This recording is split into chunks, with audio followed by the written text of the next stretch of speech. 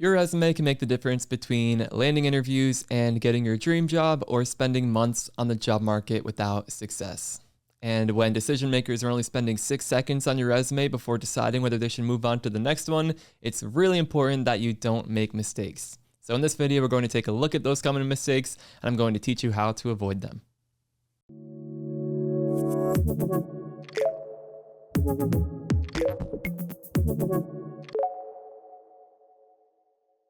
So my name is Devlin Peck, and I've worked with a lot of instructional designers to help them improve their resumes and land some really competitive instructional design roles, and I've seen a lot of common mistakes along the way. So we're going to dive into the 8 most common ones I've seen, and hopefully this will help you improve your resume and see some better response rates in the market. So the first mistake, and perhaps one of the most glaring ones, is being too accurate on your resume. And bear with me, you'll see what I mean by this. So you don't need to recreate your past job listings on your instructional design resume. And a lot of these tips are going to go especially for people who are trying to transition into instructional design from other careers. Your duty isn't to your past employer, it's to your future employer. So again, this common mistake is feeling like you need to be so accurate, like word by word, to the previous role you had and like capture that so precisely, but that's not exactly the case. You want to brand yourself and help connect the dots for your future employee. And this is like such a strong way to think about your resume. You're connecting the dots from your previous roles, your previous experience, to the job that you want to be doing in the future. Again, especially for people who are transitioning into instructional design from teaching or training or another design or education field. So the main challenge here will be to use instructional design and learning terms to brand yourself as a learning professional. Think about it like that. Like this is an exercise in branding. It's an exercise in how you tell your own story.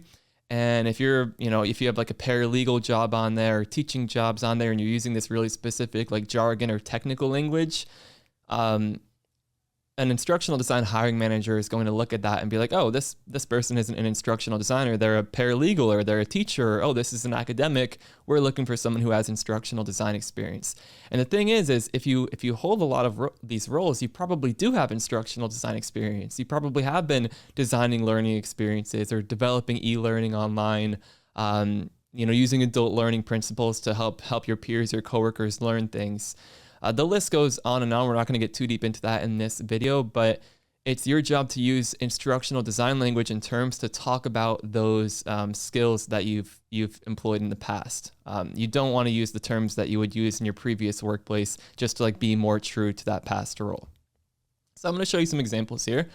This is a very common one for teachers. You would want to change created lesson plans to designed learning experiences. And you can imagine how if you're an instructional designer or an instructional design hiring manager or recruiter, if you see that someone is designing lesson plans, your mind is immediately going to go to like a K-12 setting where you're creating, lessons for, children most likely. But if you put designed learning experiences, that sounds much closer to what you'll be doing on the job as an instructional designer in a corporate setting. Similarly, instead of collected student feedback, because student is one of those giveaway words that you're working in an education setting, you may want to change that to evaluated learning effectiveness. And these would be bullet points under a job title. You would of course elaborate on these and get even more detailed, but I want to show you how these simple phrase changes can make a huge impact in how you're perceived, especially how you're perceived as an instructional designer. And next we're going to get into job titles. So this one is perhaps, people have different opinions on these pieces. I think the job title on your resume should reflect the roles and responsibilities that you've held. And again, it's another tool to connect the dots for a recruiter or hiring manager. So here's this example right here. Someone I was working with, their formal job title was an academic advisor. And when you think of an academic advisor, your mind immediately goes to someone who's like working with students, helping them like decide which credits to take, which credits they need to graduate, that sort of thing. But this person had a lot more responsibility. They were designing learning experiences for students on campus to teach them about the services of the office they worked in. They were designing learning experiences for their coworkers. They were doing a lot of like learning consulting on the programs they were running. So instead of academic advisor, a way to reframe that job title is to learning advisor. And the reason for this is because it encompasses the responsibilities that they held better than the original job title. So the idea here isn't just to like pick a flashy job title that matches the role you want to get and slap it on your resume and just completely replace the job title you had. That's a little iffy. I mean, maybe it will get you some responses, but I think a lot of people, that might rub people the wrong way if they're like, this is completely different than what you were doing. Where did this job title even come from? But if you are changing that job title on your resume to make it more in line with the roles and responsibilities you held, and then your bullet points back that up, and what you talk about in the interview backs that up, you're doing that in the name of clarity, and it's also helping brand yourself better. If someone asks you directly, was that your exact job title? Of course, don't lie. But again, this is an exercise in branding and clarity. It's up to you if you're comfortable doing that. Another very common job title like change is, instead of like English teacher or high school English teacher or something along those lines, a very common swap is to educator and instructional designer. I see a lot of people switch to educator to kind of get away from some of this stigma around like teachers transitioning to ID. I don't think that's a stigma to be super concerned about if you're putting in the work and you've developed a portfolio and all of that, just because so many of the transitioning teachers I've worked with and seen are making some of the best new instructional designers. So I think that's something to be proud of. But I've seen educator do really well on these resumes. And then appending instructional designer onto that, like and instructional designer, that works really well if you have done a lot of instructional design tasks, which a lot of teachers have when it comes to designing learning experiences, maybe leading professional development sessions, analyzing effectiveness of learning programs and revising accordingly. These are all things that instructional designers do every day. Oh yeah, developing online learning experiences. These are all very common instructional design tasks, and the context might be a little bit different, but if 50% of your role as a teacher was doing instructional design work, I think that adding that on as 50% of the job title can be a really good touch and might communicate the role you actually held more effectively than a formal job title that you held. So that's my take on those pieces. Again, it's an exercise in branding, and just because this is such an important concept, I'm going to turn it over to Joanna Capuchilli. If you don't know Joanna, she is really good with resumes and interviews, and she went through this process herself. So I'm going to turn it over to her, and she has something to say about this part of it. So in the beginning, I was not having a lot of success at all with my resume. I kept feeling like I needed to capture every responsibility and every task that I was doing at the job, and kind of staying true to all the acronyms and the jargon that I was using at those particular jobs. And wasn't getting any interviews. But once I realized that I could handpick those job responsibilities and tailor them to the specific keywords that I was seeing in those jobs, I had a lot more success, and I was able to help them see what my transferable skills were, and connect the dots. And that allowed me to get a lot more interviews after that. So if you enjoyed that feature from Joanna, be sure to drop a comment thanking her for showing up for us like that. And if you enjoyed that, I will link some other talks we did with Joanna in the description. And feel free to subscribe, because she will be featured in the interview video next week as well. Also, if you're in the boot camp, you either have worked with Joanna on your resume, or you will work with Joanna on your resume when you get to that point. So anyway, let's dive back into it. The next mistake, which is quite similar to the one we just covered, is including irrelevant information on your resume. So every single line on your resume should build your credibility as an instructional designer. Again, this ties into the last one. You don't want to include bullet points just because it's like an important task you held in your past role. If that task doesn't translate into a common instructional design task you would have to perform, drop that from your resume. And I know it's really hard, but you really need to think through this. You need to think through your resume through the lens of an instructional design recruiter or hiring manager. A good way to approach this is to seek out the ID tasks that you did in previous roles. And if you need help with this, look at ADDIE. So ADDIE, of course, really the most common instructional design framework. Each one of those letters, analysis, design, development, implementation, evaluation, no matter what role you were doing, I'm sure you could find instances where you were analyzing things or evaluating things, and hopefully designing and or developing some type of learning experiences. If you had that component, That's what you should be featuring very heavily throughout your instructional design resume, the designing and developing of learning experiences. This is important too. Don't include irrelevant certifications or license numbers. I see a lot of teachers put like their teaching certification on there. I've seen people who are in like licensed professions include like license numbers. Unless you're applying to a role where that's going to mean something, like if you're applying as an instructional designer for like a school district or for like a real estate office where they're actually going to care about your license number, don't include that if it's not, in one of those very like niche kind of settings where that's going to mean something to them. If it's a general corporate ID hiring manager, that's not going to mean anything to them. You're wasting valuable real estate on your resume and you're distracting from the more relevant ID pieces of information. Okay, the next common mistake is obscuring your portfolio. So as you probably know by now, your portfolio is the most important part of your application, and your resume is just a tool to help people to get there. So you want your resume to, pass through the applicant tracking systems and get in front of a real person so that they can see that portfolio link and deem you, deem your resume worthy enough to spend more time and look at your portfolio. That's one way to think about this. So the link to your portfolio should be the second thing that people see right after your name. Not having a portfolio link at all is a big no-no. That's kind of like playing the lottery if you're applying to corporate ID roles without a portfolio website. But the common mistake I see once people have their portfolio is like including it like as the, in the middle of like an address or and other information. Like you don't want someone to have to be searching for your portfolio link, because if that gets missed, that is going to be very bad for your application. So make sure that's featured. Some people bold it, some people make it blue and underlined, so it's like very clearly a hyperlink. You want to make sure people know how to access that portfolio. It's very important. And if you don't have a portfolio, I'll link some resources in the description to help you get started with that. Okay, mistake number 4 is sequencing incorrectly. Okay, this one can really, really hurt you. Again, remember that 6-second test. So you want to lead your resume with your professional experience, as opposed to leading your resume with like your education or like tools or something like that. Right after your name and your header, you definitely want to dive into your professional experience.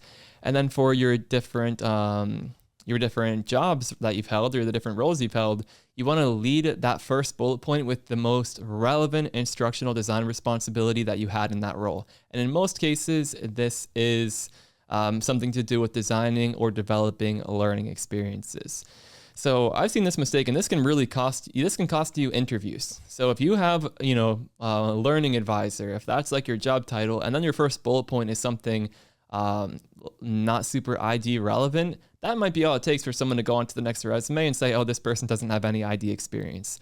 But if your role is learning designer or like educator, and then your first bullet point is about how you designed and developed online learning experiences for like 3,000 learners, that's going to get someone's interest. They're going to keep reading. So the sequence is everything here, especially because, people don't read your whole resume before deciding whether to go on to the next one. They're going to look at the first role you held, maybe the first bullet point, and then they're going to decide whether it's worth their time to keep reading. So this mistake it's so easy to fix, and it is so disastrous if you get it wrong. So lead with your most ID relevant responsibilities for sure.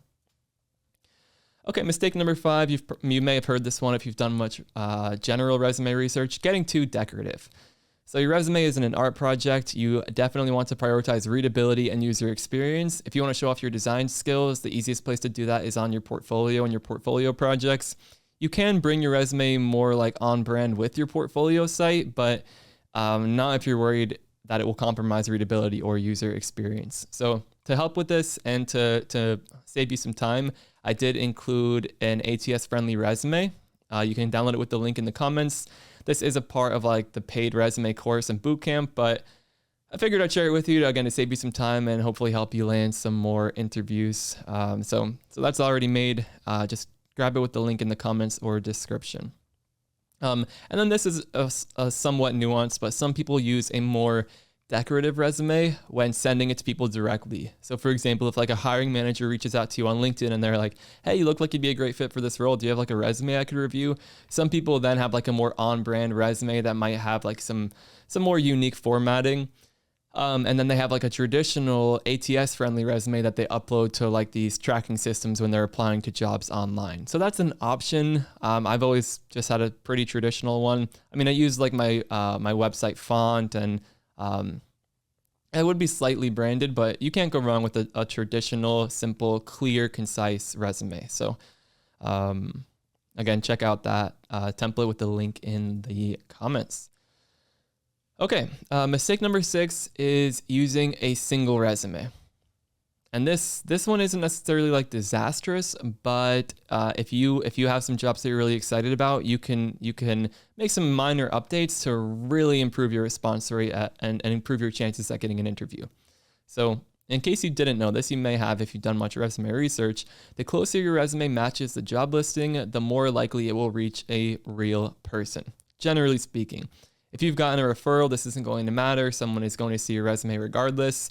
And if it matches past a certain point, it's going to see a real person regardless. It's not like, in most of these systems, if it matches like 85%, someone's going to see it even if it matches, at the same rate they would if it matched like 95%. Some of these systems, though, to my understanding, do rank them based on how closely they match. So the idea here is you can customize your resume for the job you're applying to for an even greater chance at success. And the way to do this is to rephrase keywords and tasks on your resume to match the language in the job postings for your top choice role.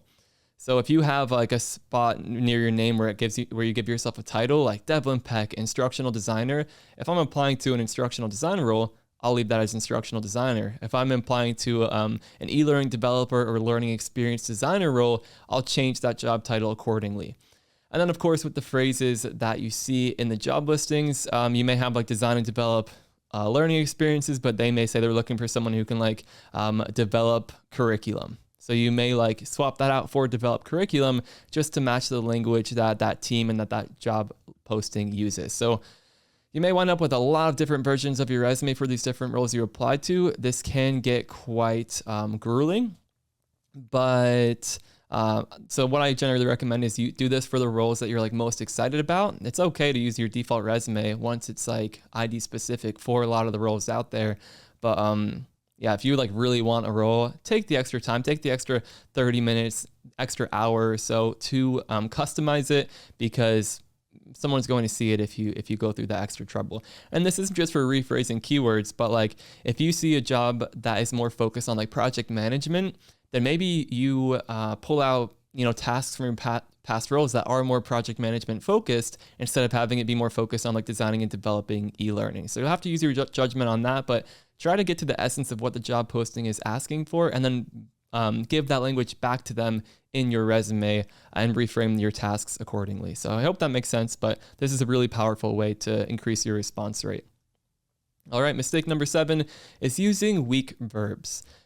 I imagine, again, there's so much content out there, there's so much info out there on how to write strong action verbs for your resume, but I do see this mistake. It might not, cost you the entire interview, but it doesn't make a great impression. So use strong action verbs to describe the responsibilities you've held. Instead of, use designed e-learning instead of considered best ways to design e-learning. The second option, it's not concise, it's not super clear, and it takes so long to get to the point, and it's kind of ambiguous. It's like, wait, so did you actually design it, or were you just like thinking about designing it? I don't have more examples here, but look at your resume. You may find some examples of this. I see it a lot where people have these kind of like, more passive ways to talk about what they were doing. Get right into the action and right into the juice of the responsibilities you held. And then finally, the last mistake is not including numbers.